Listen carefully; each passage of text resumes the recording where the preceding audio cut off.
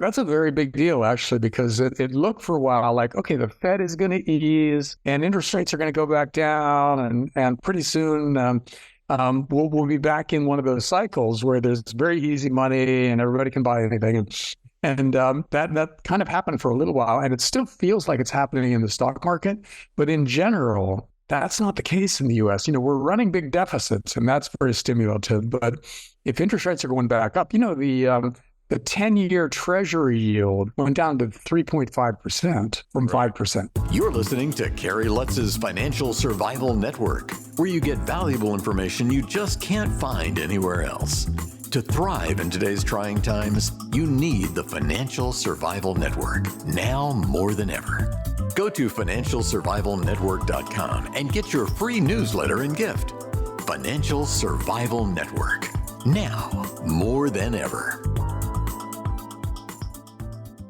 And welcome. You are watching the Financial Survival Network. I'm your host, Kerry Lutz. I am on the road in Thailand, and John and I are roughly 9,000 miles or 8,000 miles apart here, and we're still doing the show. The show must go on, John. Hey, Kerry, greetings from the first world. It's dinner time here. So that must mean that it's breakfast time for you, right? Exactly. And I started eating breakfast again, a practice I've stayed away from for years now. But I'm eating breakfast, but I keep it down to 2 meals a day. I can't do 3 meals a day anymore. I just can't. It's something with age, man. I don't know. I just can't eat 3 meals a day. Well, but when you're in an exotic foreign country, you got to eat their breakfasts and all their other meals too. You got to sample it all. So good. Now I'm picturing like for Thai breakfast, I'm picturing like octopus and squid and stuff like that. Is that what they eat for breakfast? They don't have they do a Western breakfast. I'm staying at the Hilton here. They do a Western breakfast, but they do the Eastern breakfast, which is you eat the same food all day long. It's not breakfast per se. It's just the same food you're eating. And that's always how it used to be. You ate for breakfast what was left over from dinner. Right. So, okay, that makes sense. Made sense. Yeah. So anyway, hey, well, we should be breaking out the champagne. Bitcoin has eclipsed the $50,000 mark. Nick Santiago called it. I mean, we thought it was going to go a lot lower, under 20,000. Maybe those ETFs or ETPs, exchange traded products, are starting to have an effect on the price, John. Yeah. I mean, you kind of think that, except that a lot of those ETPs, or all of them, are synthetic. They use futures contracts to replicate the movements of Bitcoin. So it's not like they're, getting a bunch of Bitcoin and storing it, taking it off the market. But I don't really know the details of that. So it's possible that some of the ETFs are actual, analogs to physical ETFs. And that's leading to a lot of demand for Bitcoin. So that's a possibility. Hey, we could say this, that the ETPs for digital assets are the analog of GLD and SLV. They got all this stuff on their books, but do they really have it? I don't know. Supposedly my best friend Jeff says that Fidelity has the coins. They actually possess them.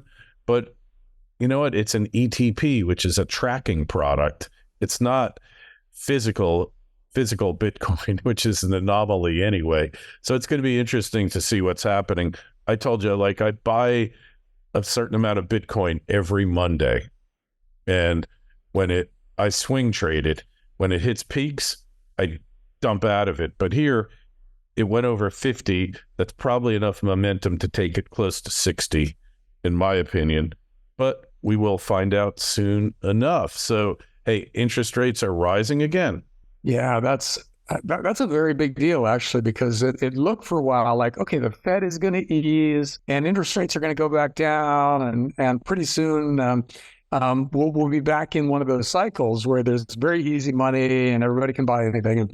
And that kind of happened for a little while, and it still feels like it's happening in the stock market. But in general, that's not the case in the U.S. We're running big deficits, and that's very stimulative. But if interest rates are going back up, the 10-year Treasury yield went down to 3.5% from 5%. And then it went back up just lately to like 4.2%. That doesn't sound like much of a move, but for instance, the mortgage market, it's a very big deal because it puts us back above 7% in mortgages. Mm-hmm. Now, my wife and I are thinking about buying houses for our 2 kids. So I'm really interest rate sensitive right now. And houses in the places where we're looking have not really come down in price. There aren't a lot of sales happening, but the prices are still at their completely unaffordable bubble levels. And now mortgage rates are going back up to 7% and above, which means that, if you couldn't afford a house 3 years ago at the price back when you could get a 3% mortgage, there isn't a chance in the world if you've been able to buy that house. If you buy a house now with a 7% mortgage, your total interest cost equals the price of the house. So over 30 years, you in effect buy 2 houses instead of 1 house. So that's not the kind of thing that is survivable for the housing market. We have to have a housing crash pretty soon. There's no way around it. And that's just one of the things that's coming now that people have concluded that the Fed isn't going to start cutting rates immediately. Like, we're not going to go back to QE on a massive scale and negative interest rates. The economy hasn't slowed down in a demonstrable way yet to justify the Fed doing that. And if that's not happening, then what does that mean for these crazy tech stocks that are now, at and beyond 1999 levels? NVIDIA, I was going to short NVIDIA when it first spiked, and I couldn't figure out how to do it because the stock was on the list of hard to short, hard to borrow stock, so you can't just directly short. And then the option premiums for put options were insanely high, so I didn't do it. And boy, am I glad I didn't, because NVIDIA kept on going up. I read a thing the other day that said that it added a new Tesla in market cap in the last few months. So these are short candidates. These are things that are going to fall by 50% and not even be fairly valued at the time. But where do you short them? Man, the entry point for something like this is just incomprehensible. It's very hard to call. And the danger of missing it, and shorting it at the wrong time is outrageous. So I'm not sure how to play it yet. Remember, the man said the market can remain irrational longer than you can remain solvent, right? Yes. And it really, I've found that out a couple of times. Because when something really starts to run, it runs beyond rationality. It overshoots. Mm-hmm. And then it comes back and overshoots the other way. But calling the point where it's going to overshoot and head back your way is very hard. And I'm going to short some more, but I'm going to do it with like S&P 500, SPY. Yeah, that's something safe. Put options on the Qs, the NASDAQ 100 or the SPY or something like that. You don't have 10-bagger potential with things like that, but you do have 5-bagger potential. And I think, and for the liquidity, which means lower put option premiums, and the fact that they're not as wildly overvalued as the worst stocks, means that you aren't looking at losing everything in 3 months or something like that. You have more time to be right. So I'm going to start doing that. So we'll see. We'll talk as it goes along. But I am going to increase the level of my shorts going forward now, because this is just a ridiculous market. Yeah, Goldilocks market, price for perfection, and all that good stuff. In the meantime, the CRE meltdown continues, and we find out, just like the subprime crisis with the mortgage-backed securities, the European banks jumped in with both feet and are getting burned now. Well, the American banks, especially the smaller American banks, have a ton of real estate-related debt on their books. And a lot of that is CRE, commercial real estate. And a lot of that is office buildings. And office buildings are a nightmare. They, for reasons that we've talked about before, are just a mess because originally a lot of these buildings went up with very low interest rates. So it was cheap to build them. And then during the pandemic, people found out that they really don't like working in an office. They'd rather stay home and, miss the commute and not have to get dressed up and cleaned up. They gain 3 hours a day. So more and more people who have the ability to win that argument are allowed to stay home now. That means office buildings have really low occupancy rates, and they're not generating enough cash flow. And so you're seeing a lot of people are tracking office buildings out there and finding examples of an office building that was $120 million 3 years ago. Now it's selling for $42 million, things like that. And those embedded losses are on bank balance sheets. So when those office buildings change hands, the banks have to report the losses. And that's a very big deal. But now anyhow, it's a big deal for US, but it's also turning out to be a big deal for Europe. A lot of European banks have US commercial real estate on their books. And so they're on the hook for this stuff too. And Europe is already a mess. Germany, we could spend the whole show just talking about what a catastrophe the German economy is, which is wild because 5 years ago, you and I would have been saying the opposite, that Germany is basically the only well-run country left in the world. Now they're the worst-run country. They screwed up so monumentally. Angela Merkel used to be this kind of rock-solid conservative lady who didn't make stupid mistakes, turned out to make stupid mistake after stupid mistake, and will go down in history as probably the worst Western leader in human history. So, because everything she did turned out to be wrong in retrospect. They opened their borders, they let an insane number of immigrants from incompatible cultures come in, and then they shifted completely out of nuclear and into wind and solar, which don't work in Germany because Germany is neither sunny nor windy. And they loaded up, or they committed themselves to Russian natural gas, and then they allowed the U.S. to blow up the Russian natural gas pipeline. So Germany is deindustrializing, and you take them out of Europe, Europe is toast, and that is the next couple of years for Europe. They're going to level down to, instead of a first world system, to second world at best. They're going to be much poorer than I think they are. I think you are correct on that score, John. And one of the things that's keeping the U.S. afloat is, even though the rest of the world is doing so badly, they're doing worse than us. And the perception of the safe haven, look, China's imploding.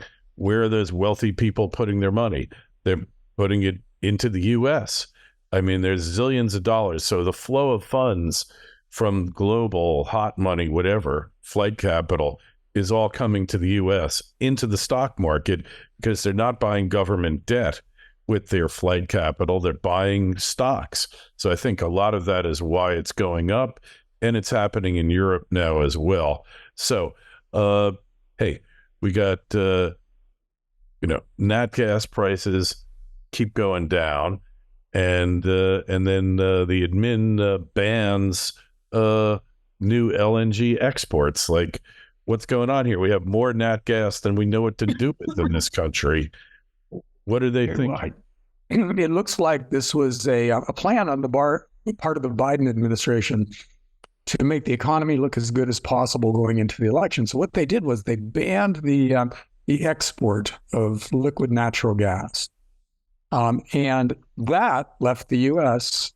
with a surplus of gas domestically. What would have been exported is just sloshing around here, So the price is way down. So anybody who uses natural gas, for instance, to heat their house or to run their stove or whatever, and that's still a big part of the country, is seeing the prices go down, the costs to heat their house and run their stove go down, which means their life is no longer as expensive, and they don't blame the government for raising inflation anymore. I think that's the Biden administration plan. That's what they're doing?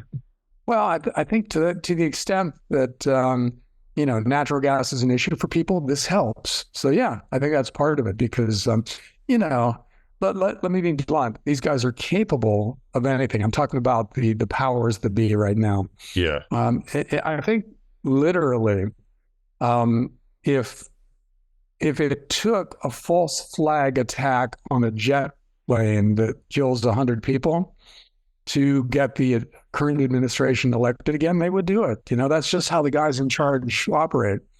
So I think anything we see out there that goes wrong in the next 6 months, I'm not saying the Republicans are the good guys. I'm saying that anybody in charge thinks this way now, and it happens to be the Democrats and their allies who are in charge right now.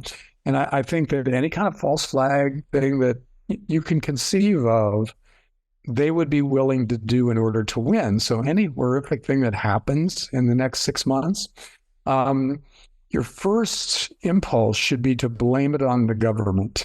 And only then, if it becomes super clear that it couldn't possibly have been the government, then you start looking for other examples. But yeah, I agree. And yeah, and that means the world is a very scary place because you've got people in power who are willing to do pretty much anything to hold on to power. And if it takes another pandemic, forget it. That's easy peasy for these guys. They already did it once. They already did it. They know exactly how. So remember, just lately, they were talking about disease X or something like that, the next pandemic. And, they tried monkeypox, and that didn't work because it had a humorous name, so nobody could be afraid of it. But they'll come up with something else, or a cyber attack, or aliens are going to attack. Oh yeah. The aliens landing on the White House lawn is that's the last on their list because that's the hardest to pull off. But they've got holograms or something like that. That will make it possible. They've got some kind of advanced AI imagery that they'll use, and they will use it if nothing else works. So, 2024 is going to be one for the history books from a theatrical standpoint because everybody's willing to do whatever it takes. We have the tech to do all kinds of things now. So I don't even want to guess what they're going to pull. But just remember, anything that happens is probably fake, and just respond to it by buying gold, okay, or silver. Just do that. Yeah. And just let your stacks accumulate. And then don't worry about trying to figure out exactly what their reasoning is or how they pulled it off or whatever. They did it. That's enough. Buy gold. Exactly. Hey, so speaking of the admin, we had this special counsel report on Biden's handling of classified documents. And I don't know, for some reason, everyone's surprised that basically the guy is non-compos mentis. Now, you'll remember, you probably don't, but 5 years ago, I wrote an article, well, maybe 4 years ago, right before the election, called "The Emperor Has No Cortex," right? It's like, why is anybody surprised over this? It's been obvious for years now that this guy has lost it, and, that he's a puppet. There's no other explanation for what's happening. He's not running anything. Maybe Hunter Biden's running the administration for all we know. Okay, this was just too funny not to mention. You're right, because basically the story is they were indicting Trump and trying to imprison him for things he did with classified documents after he was president. But then it turned out that Biden had done basically the same thing. He had a garage full of classified documents. And so they felt obligated. If they were going to try to put Trump in prison, the Biden DOJ felt obligated to look at him too. So they looked at him too. They interviewed him and everything. And they came back and said, well, he clearly did a bunch of stuff that's absolutely illegal. He did it with an understanding of, that it was illegal, but we can't indict him because in a trial, people would see, the jury would see that he was just an old man with memory problems and, he's with dementia. So we couldn't convict him because you have to have intent to convict somebody of something like this. And it's clear that he doesn't have enough of a mind left to have that kind of intent. And so he got off. Yeah. And so the administration now is like, well, is this a good thing or a bad thing? He's not going to be indicted, but he's not going to be indicted because he's senile. Yeah. And so to watch these guys squirm is just hilarious. Man. So Kerry, let's do a pool now and guess what day they will replace Biden with Michelle Obama. She's going to be the one? You really think so, huh? She's the one they want, but she doesn't want to do it. Gavin Newsom desperately wants it, but they can't replace Biden and Harris with a white guy, right? Because if they just got rid of Biden, Kamala Harris would win, and then we would have a black woman president. And the Democrats cannot get rid of the black woman and replace her with a white guy. They can't do that. There's no way they can do that. So Michelle Obama is the logical choice because you just swap one black woman for another black woman and you got your diversity there.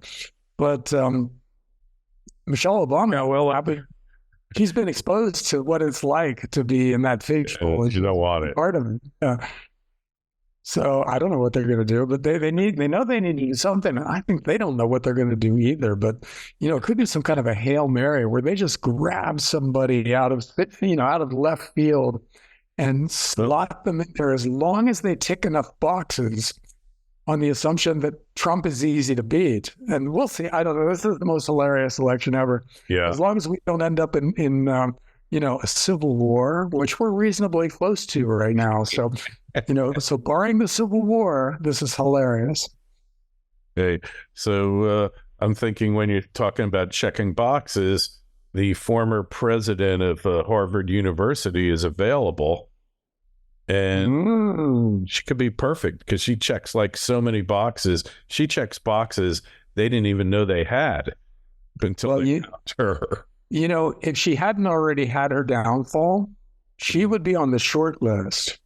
If right this minute, they'd be thinking, wow, man, Harvard, and then look at all these other boxes that she ticks. Let's just slot her right in there, and then we'll just tell her when to invade whoever and when to press the nuclear button. That'll be fine, And, oh, Kerry, that we can joke about this is a sign of how crazy the world is right now. Because you shouldn't be able to joke about this stuff because it's bad from beginning. And then the Texas thing, You've probably covered this already, so your audience is probably very well versed in our incipient civil war. But let me know if there's anything else that needs to be filled in about that. So, I don't know that I've talked about it on the show. So basically, the Supreme Court said that the feds could go in and cut the razor wire that Texas has erected on the border. The governor of Texas declared an invasion and sent troops down there. And in light of the Supreme Court's decision, he just added more razor wire because the decision didn't say they couldn't add more. It just said that the feds had the right to remove it, but the Border Patrol won't go in there to remove it. And now a bunch of states, I think 13 states, have pledged National Guard troops to Texas. The admin hardcore people are saying, let's federalize the National Guard, which generally in the past, and I don't know if it's changed, required the consent of the governors in question to federalize the Guard. Because when we go back to Hurricane Katrina, the Bush administration, through FEMA, tried to federalize the Louisiana National Guard. The then governor, Catherine Blanco, I always called her Kathleen Draza Blanco, she refused to sign the federalization order, and they said, okay, and they left, and then we had Hurricane Katrina, and Bush got blamed for it anyway. So I don't know if the law has changed since then, but under the existing law, federalization was required with the consent, and even Trump tried to send the Guard to D.C. for January 6th, and he asked the then mayor, do you want the Guard? And she said no. and that was it. And then we had January 6th. So it's an interesting legal issue. I don't think they can federalize them under the Constitution. And then that would just precipitate the ultimate clash between the states. And we got 26 states, and then the other states, most of the people don't want what's happening now on the border to be happening anyway. This is a policy driven by elites, by NGOs, and by big companies looking for cheaper labor here, John.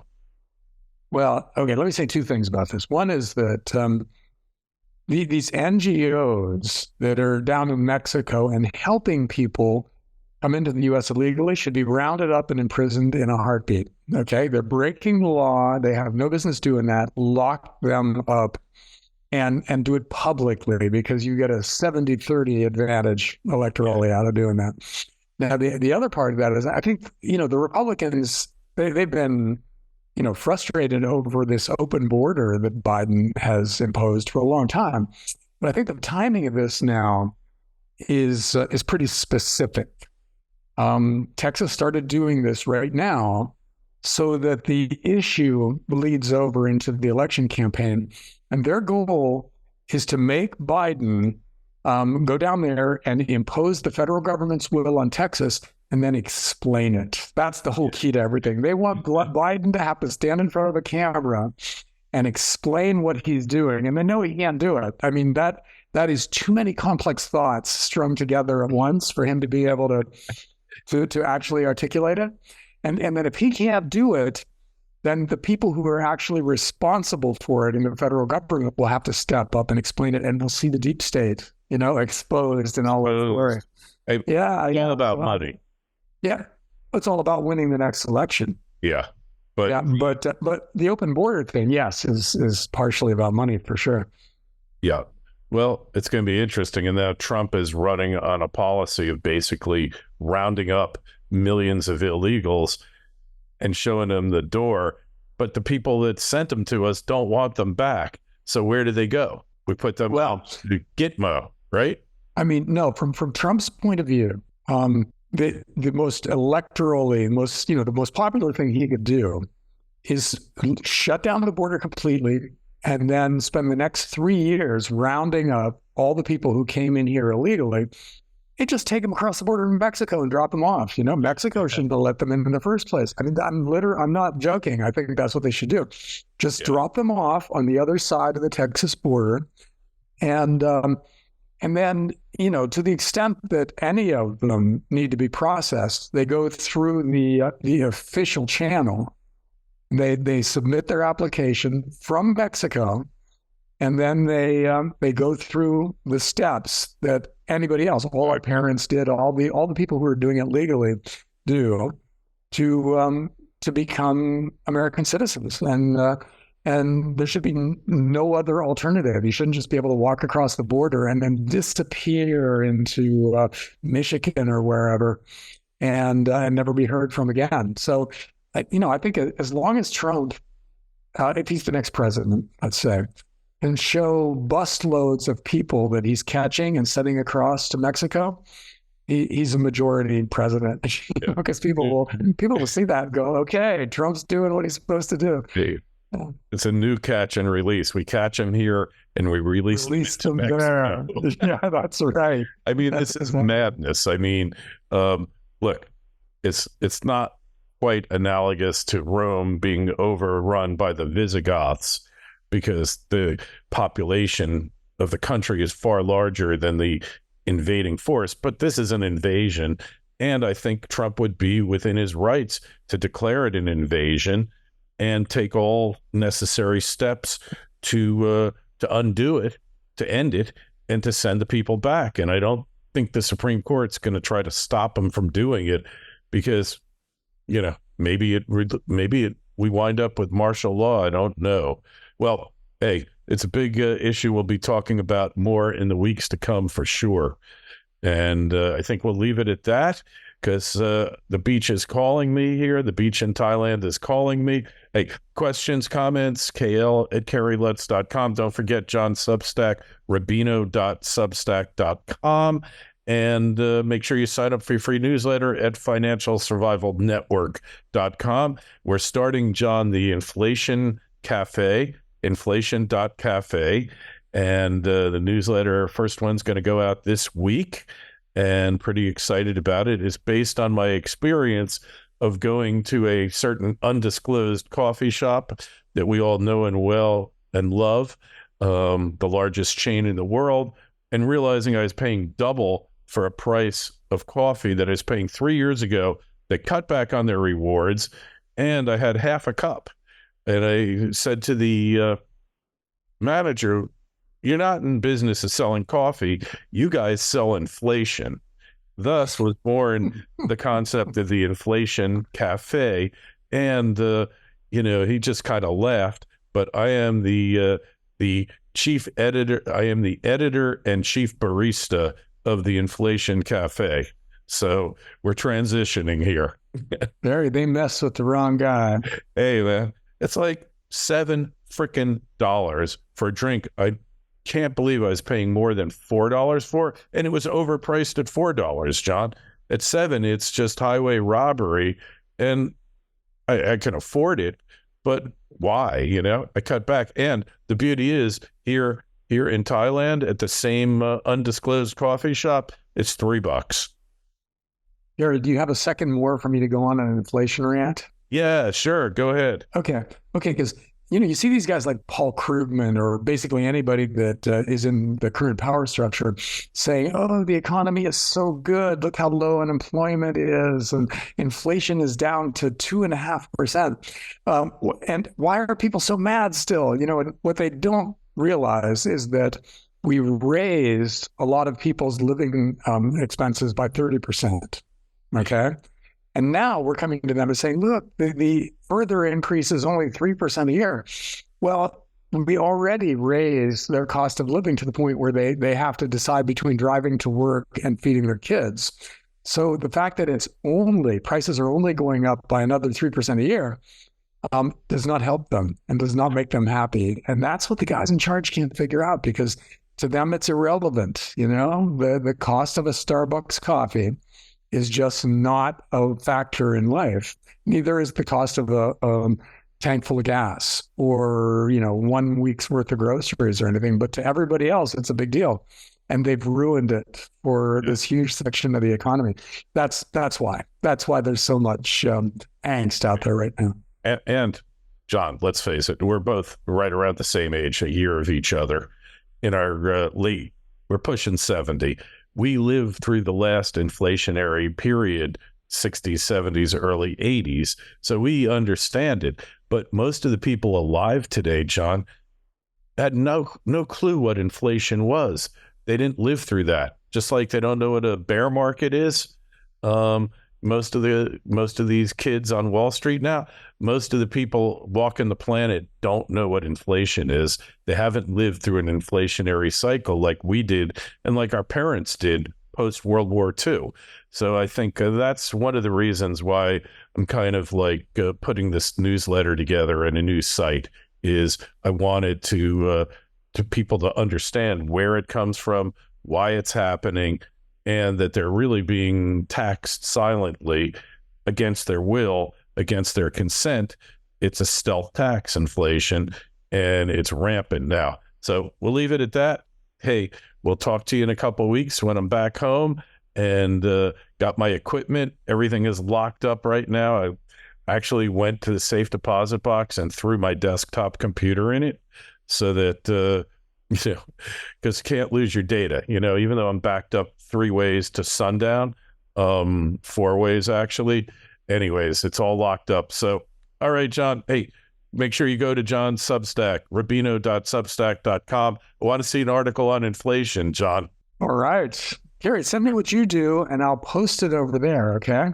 All right, cool. You got it. All right, we're working on it now. Thanks. Talk to you soon. Yeah. Thanks for listening to Kerry Lutz's Financial Survival Network, your solution to today's trying times. For the latest, go to financialsurvivalnetwork.com. Financial Survival Network, now more than ever.